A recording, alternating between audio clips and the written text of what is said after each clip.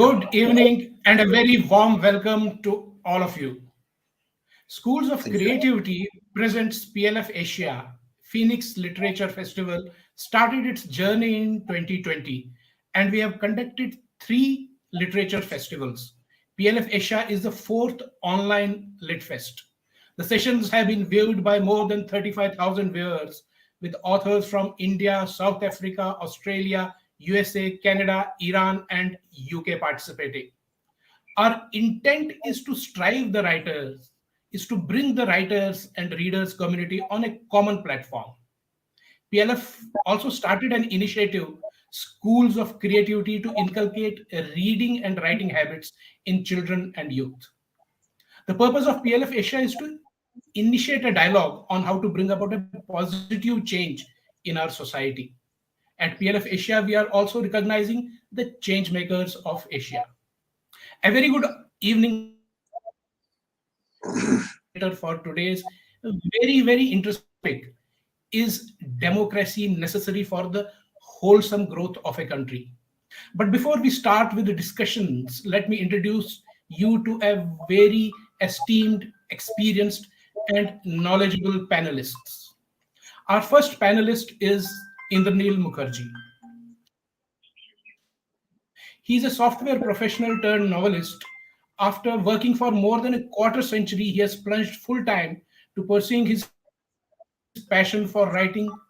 He has published three books till now: Rekill, a novelette of crime and karma; The Station Ma, collection of 10 short stories based on real life experiences of the eponymous station master, followed by a novel of action and humor titled Off the Pages, which is close to his heart and part dedicated to his idol and favorite author P.G. Wodehouse.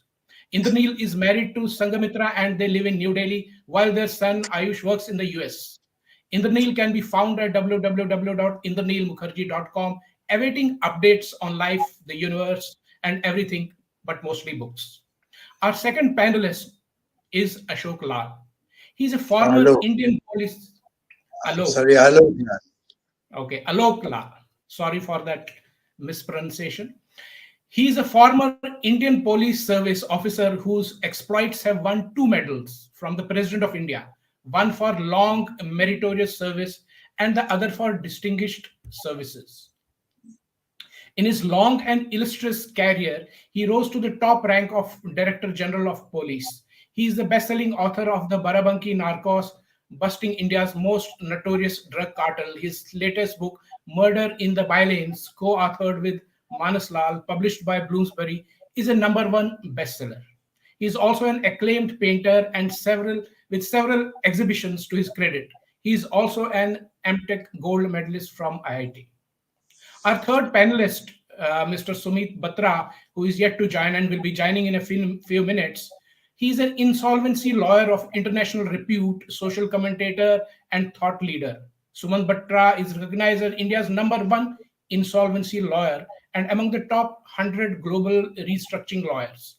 His past president of Insol International, was senior international insolvency consultant to the World Bank Group, International Monetary Fund, OECD, and other development institutions, and has worked extensively on policy matters in Africa, Eastern Europe, Middle East, and South Asia. He is also the president of CP, a think tank on insolvency, the only Indian lawyer with over 25 years of experience in insolvency at global and Indian level. Sumant is the author of bestseller book, Corporate Insolvency Law Practice. A cultural champion, Sumant is the founder and architect of a number of innovative creative projects to promote Indian heritage, culture, art, and literature. He is the managing trustee of Indian Cinema Heritage, founder and co-founder of Te Aroha, a boutique museum hotel in the Himalayas. He is the author of the best-selling coffee table book, The Indians. He has also co-authored the authorized biography of the late actor Sanjeev Kumar.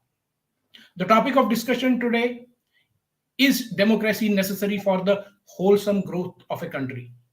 I'd like to start with a quote by Jean-Jacques Rousseau, a Genevan philosopher, writer, and composer in the 18th century, who said, "If there were a nation of gods, it would govern itself democratically. A government so perfect, is not suited to men. Democracy in the present format is a very new and something that developed in the West. There are different modes of governance: dictatorship, benevolent dictatorship, theocracy, monarchy, etc. In fact, democracy has also got its various flavors, like Indian democracy is different from American democracy. Singaporean democracy, where the ruling People's Action Party has been in power since 1959, and Pakistan's quasi democracy. Is democracy necessary for the wholesome growth of a country? Is this blanket statement true despite different countries having different history, culture, development indices, etc.? Let me throw open the discussion for by inviting Mr. Indranil Mukherjee to give his views on the subject. Thank you.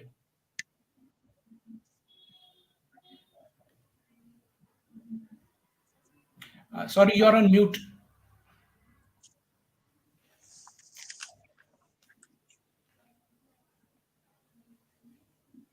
Uh, we're not able to hear you.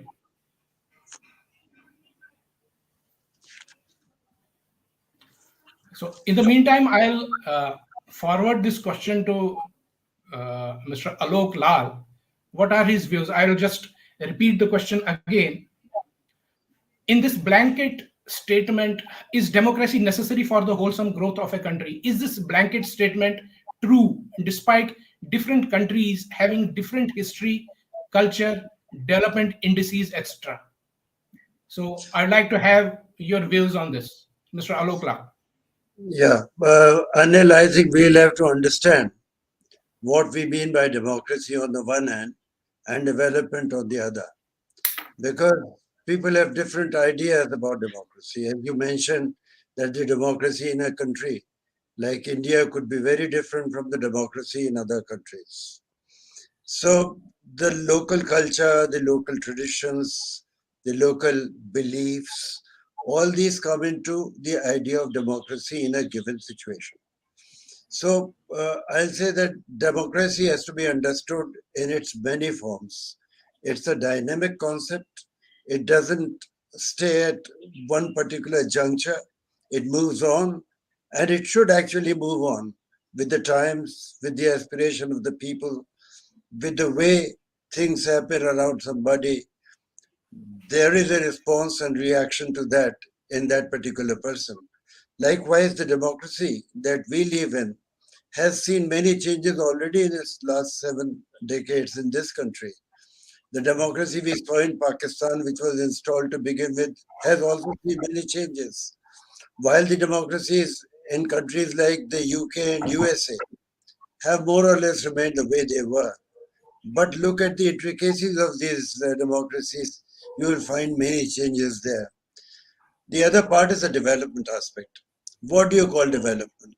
Just economic development, just the gross national product, or just the income of the richest people in that country is merely the unit consumption of goods enough to indicate whether a particular country is growing at the rate that many other countries are, and is there a relationship between democracy and development? In my opinion, development has to go with democracy because there's a common purpose which should guide all of us. In a country where there are a very large number of people who can hardly put together their meal for the day, we also have very, very rich people who maybe about the top 2 or 3% own 50% of a country's wealth. So that country cannot be called developed because there will be such a huge percentage of people who will not have even a square meal a day. So I think we have to first understand what exactly is development. And I think one of the very useful indices of development is the Human Development Index, which has been actually developed by a Pakistani economist. When we talk about democracy, we hardly ever mention Pakistan as one of the ideal democracies. So to understand that this concept of Human Development Index has come from a Pakistani economist is very interesting. That is what I like to say in the beginning. Thank you. Thank you, Alok. You have answered in its various different shades of gray, and I understand that democracy is something meaning something to somebody here and something in a different part of the world. I like I like Indranil to give his views on the subject and also give his views on the fact that if democracy is very varied in its sense, then can dictatorship, if it is a benevolent dictatorship, also be called a democracy by some people? So, Indranil, sorry, your voice is not coming, Indranil. We are not hearing you.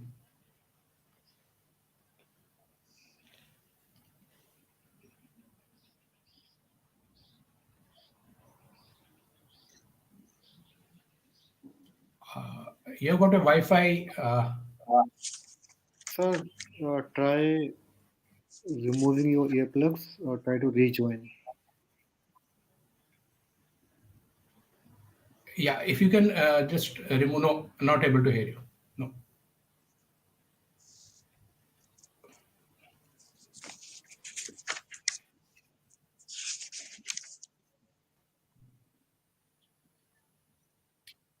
You are mute, Mr. Mukherjee. We can see the mute sign. So Yeah, you'll have mute. to unmute. You are muted. You are muted. You are muted.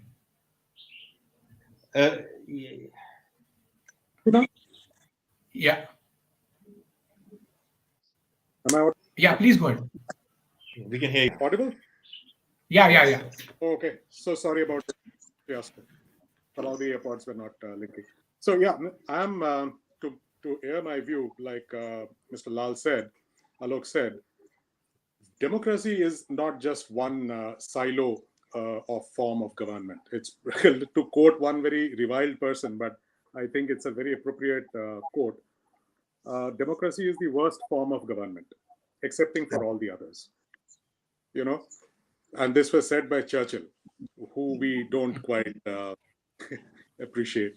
But I think he made some very pithy points as far as this is concerned, and to which I really agree. If, like Alok said, what is development? So we understand that development is not just developing your infrastructure, which is actually going to be an input for real developmental impact happening. So if you have excellent infrastructure, you're going to have better development of the HDI, which is the Human Development Index. Now that is where the game really turns. If you look at the 2019 report, which is what I could find online available, the top 10 countries from starting from Norway down to Denmark, they are like Norway, Ireland, Switzerland, Hong Kong, Iceland, Germany, Sweden, Australia, Netherlands, Denmark. All of these are either constitutional monarchies, that is monarchies in name, but principally they are representative democracies, some form of democracy. And the surprise candidate over here is Hong Kong, which is really a specially administered region of China, which by itself is 85, rank 85, and India is 131 as per the 2019. So if you really look at them, all of these countries they have a form of democracy in control. At the same time, if you look at the bottom 10, that is where it really makes it very, very interesting. All the 10 countries are unfortunately from Africa, and we know Africa has had a tragedy of relationships in terms of governance and people and so on. All the 10 countries, the bottom 10, that is from 189th to 179, 180, there are countries like Niger, Niger is the bottommost. It's the 189th country. Down to the 179th or whatever, Eritrea. Barring Eritrea, the bottom 9 are all representative democracies, some form of republic. Okay? So just being a democracy is not going to be a guarantee of being a developed state. However, like no other statement, this is not absolute. We have to look at the antecedents, the history of Africa, and how they have really evolved at a point where they have converted to democracies over the last 20 years maybe, but have not risen in the HDI. Eritrea, which is the 179th country, if I got my math right, or 180th country, they are an authoritarian regime. So of the bottom 10, there is only one which is an authoritarian regime. Okay, so this is data. Now let's look at what happens when you have an authoritarian regime like China. So they have, I mean, like I said, the rank of that country as of 2019 was 85. And probably it is around hovering in the 80s if we take the present time. They have excellent infrastructure. They have done tremendous progress in public education. A lot of educational input has happened. And they have reached a point where they are in these areas, they have reached there. But when you compare them with the top 10 or the top 20 countries, mind you, Singapore is 11th in terms of HDI.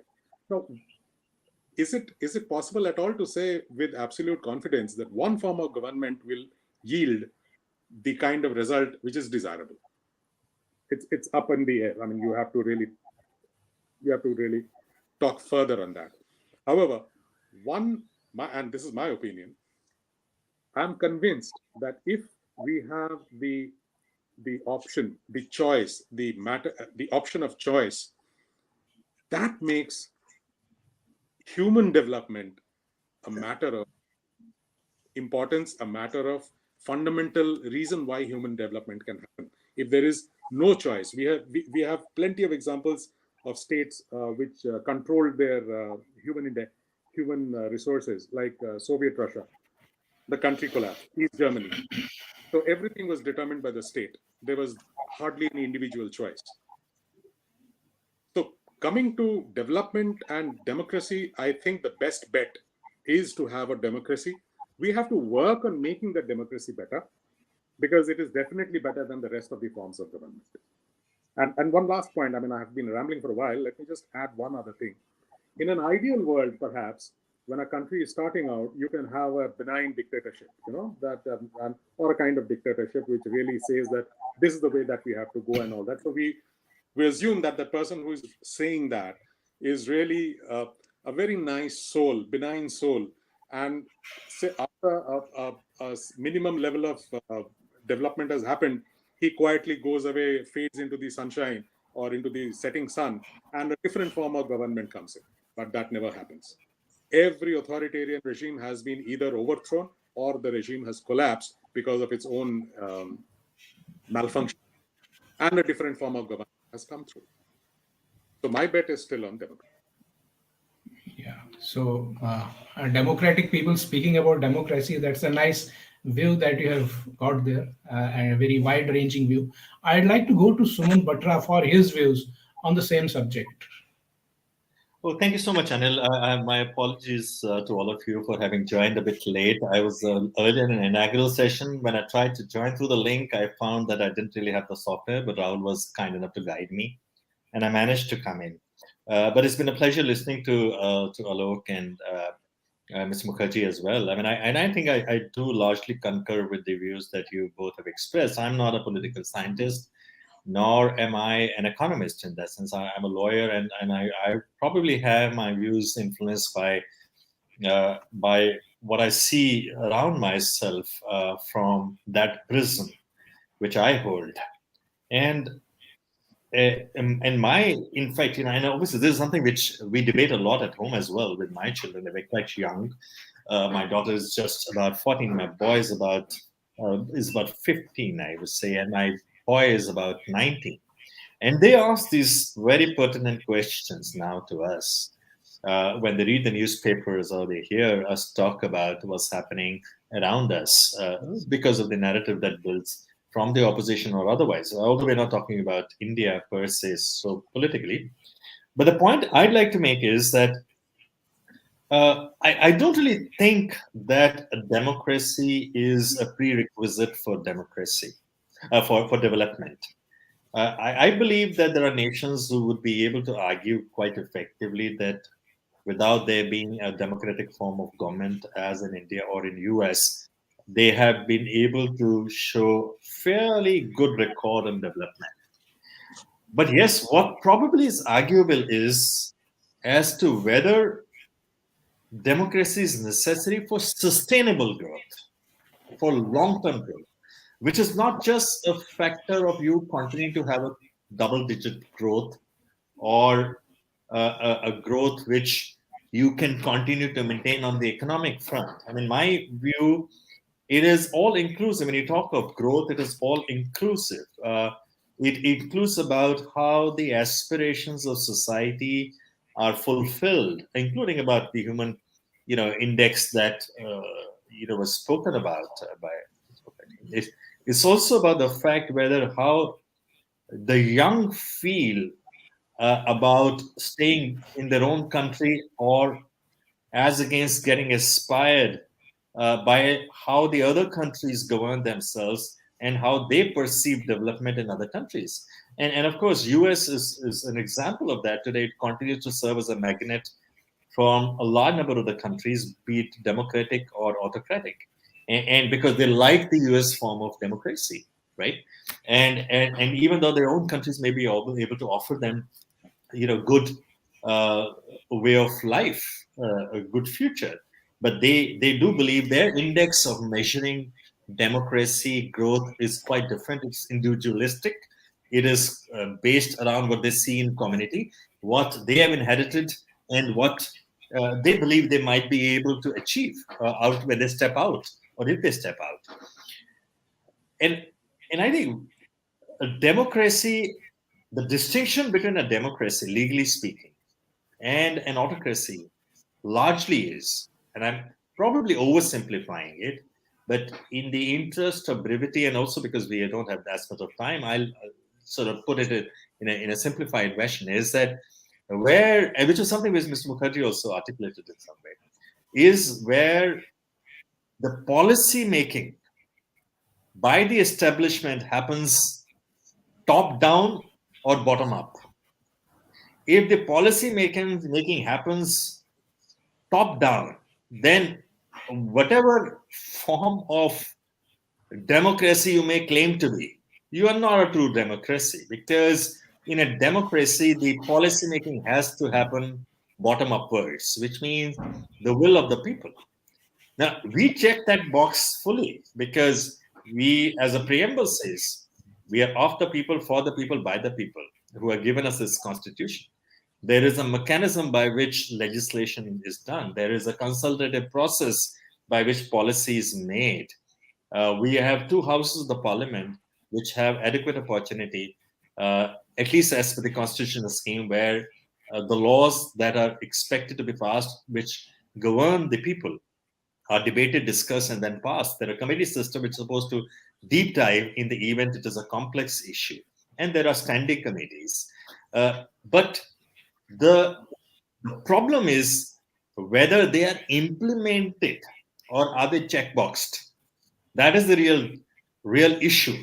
So while we may be a democracy checking box, every possible box, I would say freedom of press, independent judiciary. But when it comes to lawmaking, and that's something which I'm very deeply associated with the policy making, I would say that we would stand only 4 on a scale of 10. Because it's largely some set of bureaucrats. I'm sorry, Mr. Aloke is I know, a former bureaucrat, but you'll pardon me for that. But it is largely a few set of bureaucrats who formulate the policy. There is a consultative process, but contrarian views are lastly symbolically heard. And I'm saying this with my 25 years of experience on association with policymaking in this country and outside. How many members of parliament or members of legislative assembly go back to their constituency and say, this is the bill that has been tabled, let's discuss, give me their views. They go by what the political party asks them to do. The bills are passed in the din of the commotion. We all know that. And it's not about A particular party or B particular party. Where is the will of the people? The will of the people is lost in this. And that is why mostly, if you see our track record in the implementation of the law, is very poor, because there's no sense of ownership of the laws that are passed, because we don't have deep consultative process. So we don't have a sense of belonging to the law. We don't have a sense of ownership. We don't respect those laws because we see them as imposed on us from the top. And when I say from the top, it's not really from the center or the state. I'm saying that it is not something which they believe they've had the opportunity to share their views, express their sentiments, nor are they reflected in the debates and discussions that take place around them, be by the express, be the parliament, unless, of course, these are very sensitive topics that we talk about, which center around the fundamental rights or immediate, the way it affects you. So, and in our country, even from that point of view, religion plays that a very important role in that. So, if you see from all that point of view, you may call yourself a democracy, but you may not have. And when you don't have a sense of participation of the bottom of the pyramid, and the bottom of the pyramid starts getting alienated, that alienation happens at all levels. A disconnect happens at all levels, even in the economic growth. The point that, again, was made, 10%, Mr. Aloke mentioned that, well, the concentration of the wealth happens at the top of the pyramid, and the spillovers doesn't happen. This is not just an economic issue. It's about how we govern ourselves, how we formulate our policies, how we implement them. Correct. I think very interesting points that you brought in, I think. And I was reading something on the subject also. With a country as large as India, we have got representative democracy where representatives of the people make the laws. They might not be exactly for the benefit of the people, but they are laws by which the people are governed. So maybe in the real sense of the word, maybe the country is not completely democratic. That's why it is not very high on the index also, maybe. So that brings me to a question whether democracy is required for India with its large mass base, where you can't have every legislative representation going to people at the bottom of the pyramid. They are not bothered about what's happening in parliament. They are not overtly intelligent to understand, maybe, okay, or they are not bothered. They are too worried about their daily course that they have to do, and caring about their family and caring for the next meal. So is India actually a ready case for a non-democratic way of governance? So that question goes to Mr. Aloke. Well, I'm glad you raised this, because what Mr. Batra was saying was about the way the constitution is working in our country. I don't think he finds much wrong with the constitution itself. But what he mentioned was that the wheels of power are being moved by only a few, and those few are not in touch with the people on the ground. So there is a lack of free communication. And when there is a communication impediment, the problems do arise. After all, any government, be it a democratic government or any other form of government, boasts of doing things for the people, only for the people. All the sacrifices that the great leaders make, they say we are making them for the people. Are these sacrifices actually translating into development which helps the people? Is there a path made easier for the people to grow and become richer, become happier, and make them say in loud voices that, yes, we are free to do what we want to do? So are the freedoms that people want in a democracy ensured by the democratic system, the so-called democracies? My feeling is that there can be various degrees of these democratic goals being achieved, and a lot depends on who is running the wheels of the power. Where there is inadequate protection of the individual and community rights, the problems will arise, because it is the individuals and the community's rights which should accrue to them. And if the form of government doesn't make sure that the development reaches the last man in the queue, the government is failing. So whichever form of government is there, development should mean to the last man in the queue something of a gain, something of a growth, something of happiness, something of pleasure, something of happiness living on this planet. So all those things, are we being able to organize in various systems? I'm quite certain that excessive centralization of power is something which doesn't really help anybody. The excessive centralization in any form, in democracies also this can happen. You may have an election, people may vote, people may have a leader who may be too obsessed with himself.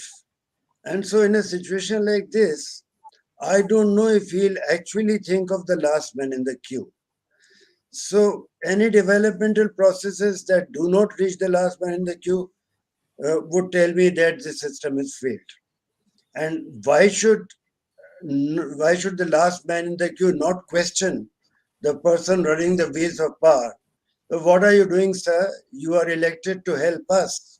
You are only helping yourself and your friends. Nothing much is happening for us.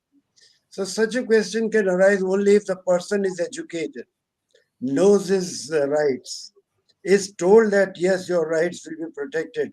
And actually some systems are developed where there is justice in the society, justice in the manner that decisions are taken. There is actual uniformity of attitudes and approaches, and judicial reforms therefore become very important. So in a democratic setup where there is inadequate judicial system, I think the public's rights are not protected properly. Whatever development might be taking place, maybe the indices of development are being satisfied in a big way. Yet if they are not actually accruing to the last person in the queue, as I've been saying, then there's no development. And my take on this is that in democracy alone, in a healthy democracy, which has a free, fair, and truly representative government, is it possible that the fruits of development will reach the last man in the queue? That's what I want to say. Thank you. Thank you, sir. So I think one thing which is very important in democracy is, I think, change. You need to go along with the change. As things keep on coming up, you need to change. And change is permanent, is constant, it keeps on happening. So are we, for example, if you talk about Indian democracy, are we keeping up with the change? I'll tell you one example. Everybody has got a mobile. Almost 90-95% of Indians have got mobiles. Can't we uh, uh, come to a place where questions are asked by political parties on the mobile, and given will give a representation to every person at the bottom of the pyramid also? So why are we not keeping pace with the change that is happening? Because if it doesn't happen, that democracy will start rotting from inside, and it will be a great misfortune for the people of India, as well for people where others where change is not happening in the democracy. So my the viewpoint of Mr. Indranil Mukherjee, I'd like to hear his views on this. First, again, am I audible? Yeah. Yes. Oh, thankfully. Okay, so see, change is probably the only constant, like they say. And if any form of government is unable to deal with the change that is required, or the change that is expected by the people, again, irrespective of the form of government in place, the system, like Mr. Lal was saying, the system will start failing, and the last person in the queue, or the last 10 persons in the queue, will not get the fruits of development that may be happening. So change has to be dealt with, and one of the examples that the example that you gave, that has made a fundamental impact. But to expect that to be used in the form of, say, a direct democratic process, like for instance in Switzerland, they have cantons, and where every citizen is free to participate. They are able to respond to questions that are raised for whatever decision that they are taking. will mean for a gigantic nation like us pretty unwieldy. I don't think it'll be possible to really go with how do you decide? I mean, once say 1.4 billion people have voted, just for the sake of simplicity, everybody has a vote, so they have voted. How does the math work after that? Is it 51% that decides? So again, we are back to I mean, that's going to be very unwieldy, and I don't think it's a very practical way of dealing with things. That is the reason why the form of government has to be decentralized. And I think one of the panelists was mentioning, probably Sumant, that it has to be broken down and it has to be less centralized. The more centralized it becomes, you have to deal with that and such behemoth numbers. But instead, if you go with the lower levels and you have something like a panchayat system where at a smaller level people are participating and decisions are being taken, and that is the very reason why the constitution was designed the way that it has been designed. So you have these subjects which are dealt with by the center alone or by the states, and then there is a concurrent list where both have to participate. So I think the constitutional framework as designed is very robust, and it has been designed in a manner which is supposed to be able to deal with this. We come to the point what Sumant and Mr. Lal were also mentioning, that there are these flaws in our execution of that process that we seem to be falling into. And because of that, the fruits of development or the fruits of the outcome are not reaching everybody at the pace, at the rate at which it was supposed to reach. If again we look at the HDI over the years, India has never scaled a number beyond 110. So we have never been above 110. Currently we are 131. But in 99, I think we were 110. So it's not a matter of numbers or ranking. What is happening on the ground? And in that case, if we are able to deal with the required change the way that it has been designed already in the system, I think we will have the fruits of development reaching more people more beneficially. For instance, another example of that is the direct beneficiary, the direct transfer of funds to beneficiaries through the Aadhaar linked systems and all that, which is what is very useful in ensuring that no middlemen make their cuts and the actual money is reaching the hands of the people that it is supposed to. There may be flaws in the system, but it is a step in the right direction. So those are the kind of changes that have been brought about within the framework that we have. But we have to ensure that we deal with what is there in the manner it is expected, the spirit, the letter and spirit. We may have been executing it in letter, but are we doing it in spirit? Like, for instance, we keep talking about rights and we also keep talking about our duties. But there is a reason why duties have been put in the directive principles of state policy. It is not a fundamental duty. And there is a reason for that. I mean, we have to get into a political science discussion to get that. But the fact remains that the government is for the people, of the people, by the people, and the standard trope that we have. But there is a reason for doing that. So my contention is that if we were to implement the framework the way that it has been designed, we will do better than what we are. So our striving has to be to make our implementation better. Sticking to what Sumant was saying earlier, we are not implementing what is there in the process, in the system, the way that they were designed. We take shortcuts, if a law is being passed the way that they are being passed, we will suffer the consequences of it. And we are suffering. We have suffered and we are suffering. So to overcome them, we have to do those. Yeah, thank you, Indranil, for those viewpoints. So I think this question has always intrigued me, because a democracy is supposed to benefit the people, as everybody said, down to the last man. But there are certain reforms. For example, if you look at India, the police reforms, labor reforms, there are quite a few reforms which would directly benefit the last man on the ground, but still they are not being done. What could be the reason for that? I bring in Mr. Sumant Batra to give his views on this. I mean, I'll be happy to share my views, but of course, Mr. Aloke probably would be in best position to respond to some of these questions. questions, but I just wanted to sort of continue from where Mr. Mukherjee left, in fact, and make 3 points. While of course, I think there's a consensus that our constitution is something which probably is a beautiful document, and I think is quite adequate. It's a dynamic document and has evolved with time. And one can't really find too many complaints with its text or its the way it is, the broad contours of the constitution. Yes, of course, implementation failure is partially and part responsible. But I would also concede that we as a society also haven't really optimized on the constitution.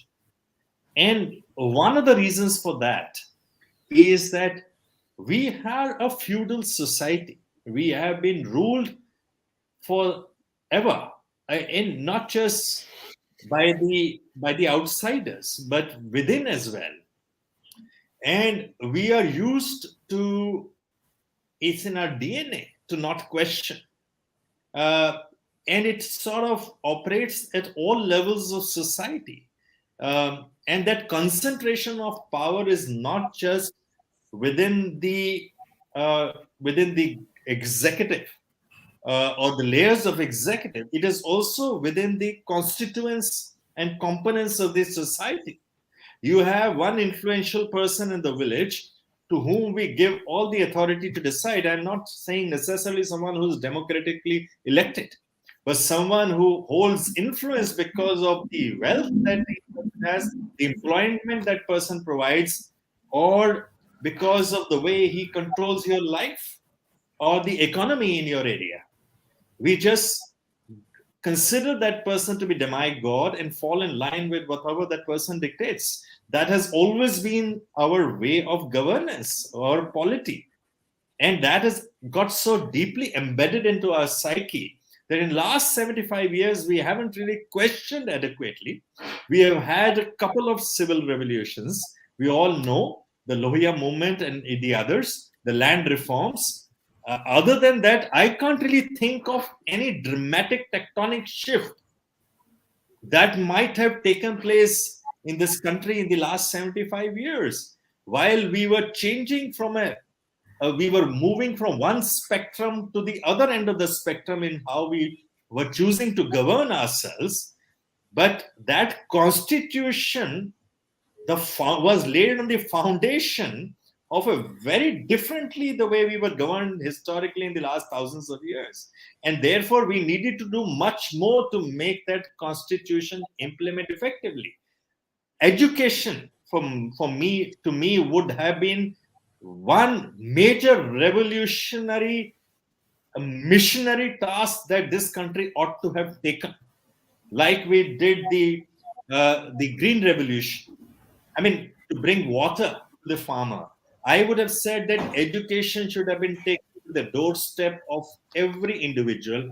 That would have brought in the awareness about their rights, about their duties, and what the Constitution is all about. And that is why nobody has questioned the last 70 years, but it will change dramatically in the times to come because this generation questions. It goes out on the streets, it sits on India Gate, it does candlelight walks, protests, writes, expresses opinion on social media platforms. This generation, the generation that will follow, will question, challenge, and confront all the systems that have remained in place and have driven the constitution conveniently towards those who want it to be used in a particular manner. That, in my opinion, the strings will now be in the hands of a new generation, young generation, which will hopefully in the next 25, 30, 50 years will do that. The second point that I wanted to make was about the judiciary. I just want to amplify that point a little bit. Mr. Aloke mentioned that. I think this, other than, of course, the fact, which I fully agree that you need to have a credible, independent judiciary. For the reason that Mr. Aloke articulated so eloquently, I don't even need to sort of mention that. But access to justice is also important. We do not have adequate access to justice. Nobody who is even aware his rights have been questioned. He knows he's being wronged. He knows that he would be wrong. He can't, he doesn't have the means, he doesn't have the adequate resources to go and seek justice.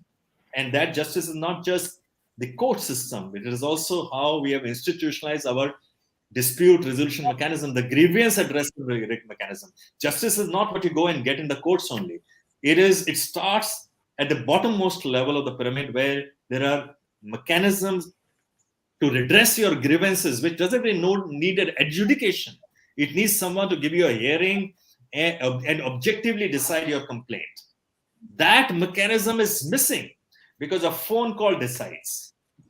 These are issues that we need to do tectonic changes in the plates below us, it is what I'd like to say. I'd like to make one more point. Sorry if I am monopolizing this particular part of the discussion, but I needed to make that point. And I think the other revolutionary change that we need, again, is that at all levels, we need to ask and demand participation in the policy making. And it has to be a 360-degree ask. It has to be not just in a broad sense, a subjective consultation. It has to be, you talk to me in my language. Why do you have a bill only in 5 languages? I sitting in that corner in Andhra Pradesh, I don't understand a bill that you bring up in the parliament in English language or in Hindi language. You are going to impact me through that law, my life, my daily life, my future, my children's future. I don't even understand the text of that law. Who is going to translate it to me? And that is the responsibility that lies with not just your legislative representative, but the bloc representative.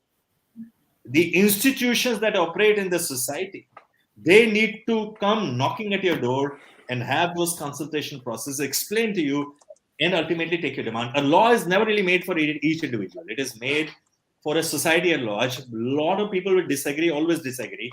They will dissent. They will voice their opinions against that. Somebody in the parliament will decide finally, and that is the law. We all need to respect, whether we agree or disagree or had a dissenting view to that. But at least my view is taken. I have that satisfaction. That satisfaction is missing today. And therefore, we need to have those mechanisms. There is recently a program has been started by a school of policy where they are now running courses on this, on how the consultative process and the lawmaking policy process should happen. Languages, advising how you need to create small stakeholders groups, etc., etc. It's a long walk, maybe another 2 decades or so, but it must start at some point in time and start in a big way. That's what my view is. I think some very interesting and important points that you raised. I think I'll go to Mr. Aloke Lal with my original question that why are laws that directly impact people like the police reforms have not been implemented? Nobody is even talking about them right now. Why is it? Is it because of democracy? And if it's because of democracy, then what use is this democracy when it's not impacting people? Mr. Aloke Lal. Anil, I am glad that you stuck to the question of reforms and you brought up police reforms with that. Because I feel in a society where there is inadequate peace, there can neither be democracy nor development. And therefore, these two are complementary. Peace comes with a complementary binary between democracy and development. And if peace is not there, I don't think any of these two things can be achieved. And how peace can come? If we have a sound judicial system. And the judicial system begins with police. I have served as a police officer for close to 4 decades. And therefore, I have seen things rather closely as far as police is concerned. Anil, let me tell you very honestly that there is a huge lack of willpower amongst the politicians to bring any meaningful reforms in how the police works. You might be aware that we had a National Police Commission when Chaudhry Charan Singh was the Home Minister, he brought the National Police Commission, which gave, after 3 years of deliberation, 8 volumes of recommendations. They remained gathering dust in the government for several years. In 1996, one Mr. Prakash Singh, who is a retired IPS officer, he went to the Supreme Court with a petition.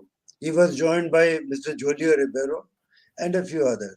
So these people went to the Supreme Court to ask for reforms in police based on recommendations of the Police Commission, which was under Mr. Dharamveer.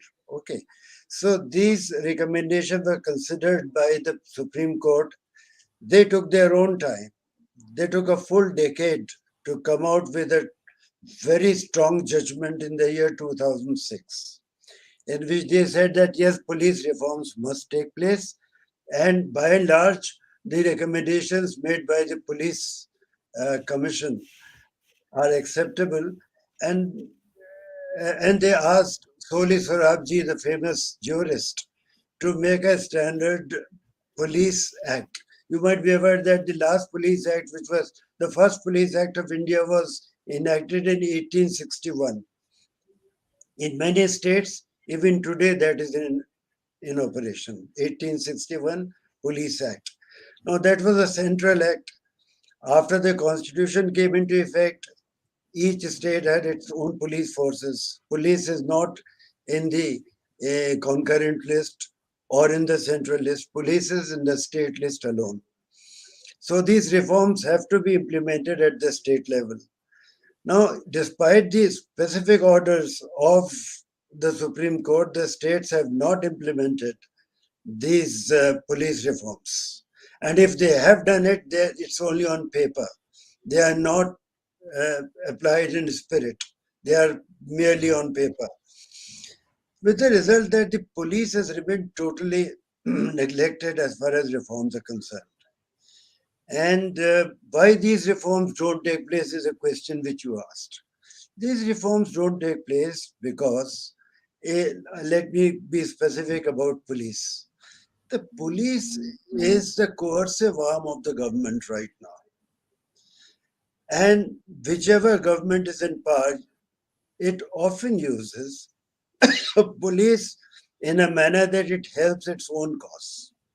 It doesn't help the cause of the victim as much as it helps the cause of the government. The local MLA, the minister, the home minister, the chief minister, everybody takes advantage of this situation. The police works under the thumb of the political power of the day.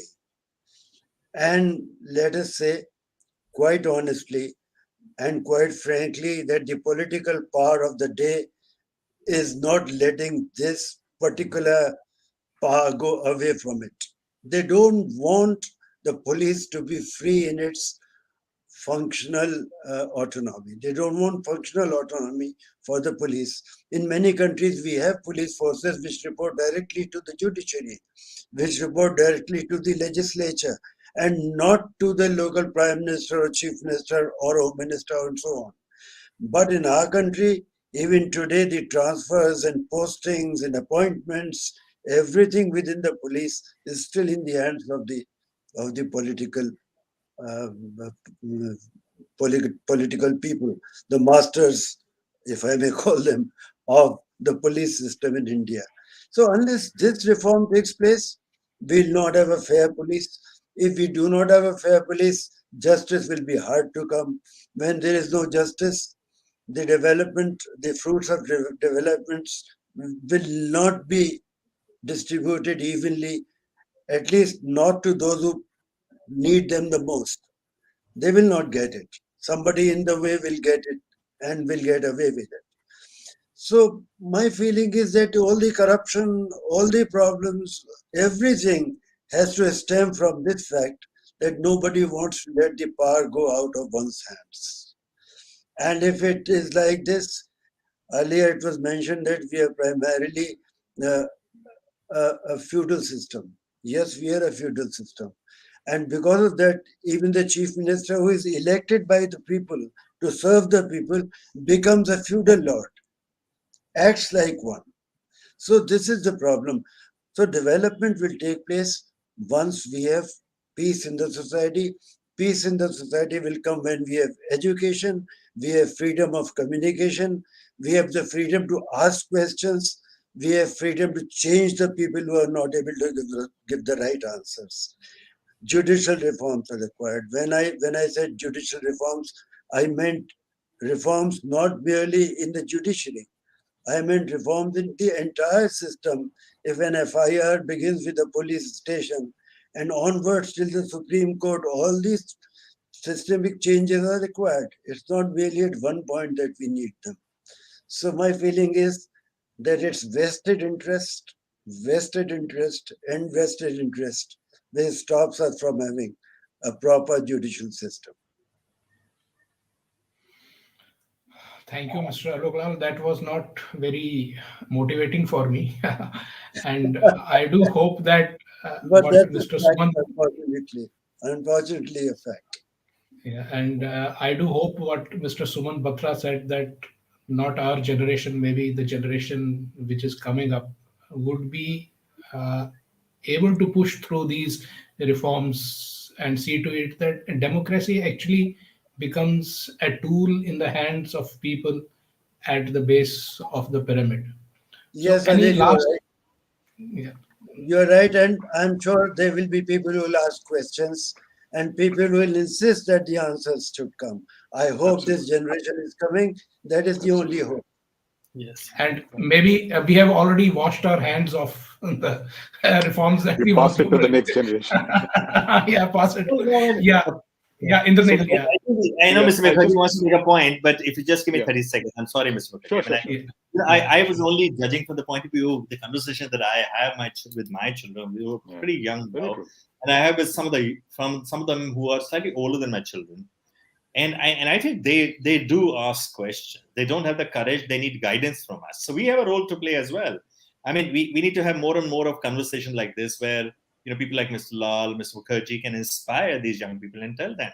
And those who are aspirants to get into the police force, they then are trained mentally to ask questions. Although I know the brainwashings start happening in the first few years of your probation and terms, but we need to sow the seed in their mind. They don't need to be mute spectators anymore, and to question. And that responsibility we have as a generation. So it's not washing our hands off. I would say we have that responsibility to ensure that what we have not been able to do, we at least pass on that baton to the next generation and continue the narrative.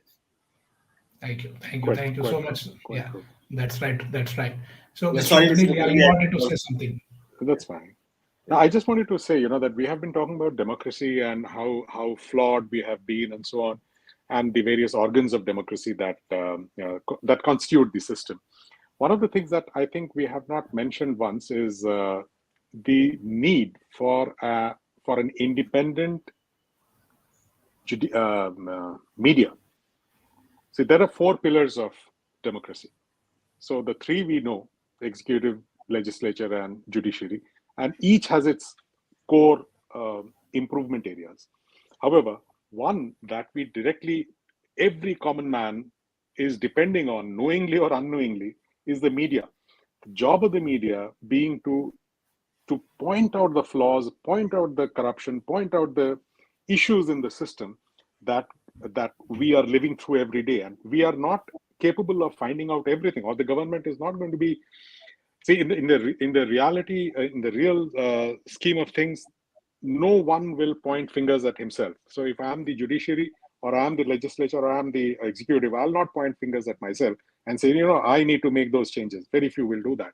So that's where the media comes in very importantly, to point out these are the areas that require focus, require questioning, coupled with the fact that when we improve our education system, where we say not improvement in the quality of education that we impart as of now, but making it the penetration deeper, ensuring that everybody has a minimum level of education, which makes them capable of questioning the system that they are living within. If they don't question, they will not. And when they question, that is where what Mr. Lal was mentioning or Mr. Batra was mentioning, that's where the other systems come in. We need to have that changes in police system or in the judiciary or all of these, so that the people understand these are my rights and I have the right to question them. And how have I learned that? Because I have been educated. How have the flaws been pointed out to me? The media has done the job that it exists to do. If the media is co-opted, well, you know what happens. Yeah. Just my I last think 2 cents. those 2 cents, I think, have got many more layers to it. I can understand Absolutely. how you're saying it. So I think it was, I cannot thank enough Mr. Ashok Lal, Mr. Sumant Batra, and Mr. Indranil Mukherjee for Aloke. coming onto the stage and giving their valuable time and inputs. It was such a stimulating discussion that we had. And I'd like to thank you again for this wonderful session that we had. And I'm sure people listening to this will get some viewpoints out of what they have formed in their head, gives additional viewpoints, get them to work deeper to give the democracy a better structure. Thank you so much again. Thank you so much. Thank you. Thank you so much, And it was a Anil, pleasure and to Mr. meet Lal with every one of Mukherjee. you. Thank you so Thank you. much. Thank you. Thank you.